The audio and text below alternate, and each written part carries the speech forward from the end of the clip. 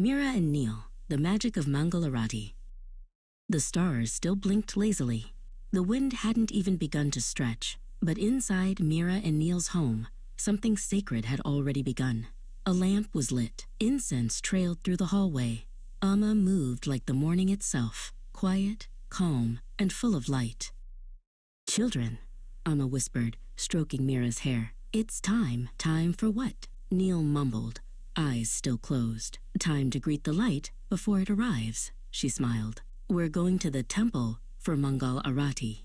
Mira sat up. "So early?" "The divine doesn't wait for the clock," Amma replied. "We must rise before the world does, to rise with it."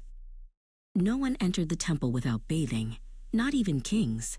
The children brushed, bathed, and dressed with care, as if preparing for a quiet guest, not a performance. "God doesn't need us fancy," Amma had once said, "only clean, in body and in mind." They didn't rush, they didn't dawdle, they prepared. The temple stood waiting, like a mountain holding breath, still, steady, awake. The world around them was asleep, but this space had already opened its eyes. "The sun hasn't risen yet," Mira whispered. "We are walking in the hour of Brahma," Appa replied. "It's the most powerful time to seek clarity." A bell chimed, a conch echoed. The Arati began. The flames danced, not fast, not wild, but full of purpose. Each circle of light seemed to cleanse the very air. The children stood silently, breath deep, hearts awake.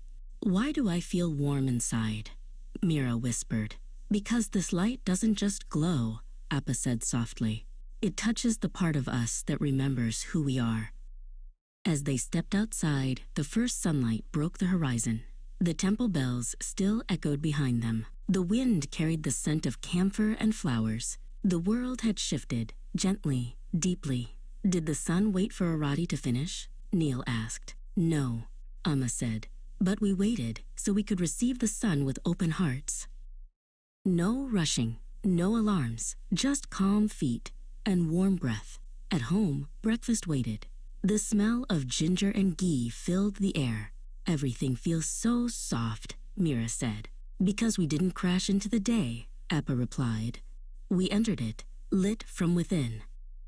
Even after the lamps were blown out, the light stayed. In how Neil listened in class. In how Mira smiled when someone bumped into her. The flame wasn't just in the temple anymore. It was in them.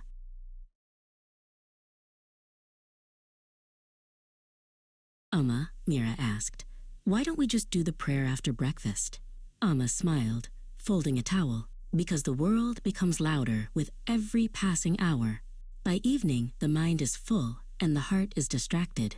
Mangal Arati isn't just early, it's clear. The divine isn't louder at 5 a.m., we're just quieter." Soon, Amma didn't need to wake them. They rose on their own, slowly but steadily. Because something had shifted. The habit had become rhythm. The rhythm had become devotion. "Even if we're the only ones awake," Neil said, "it feels like the whole sky is listening."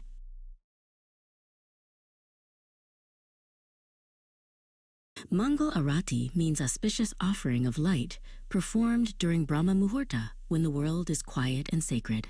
It is a simple, powerful way to cleanse the mind, anchor the day, carry peace through every action. When the flame rises, so do we. Not just to wake, but to remember who we are.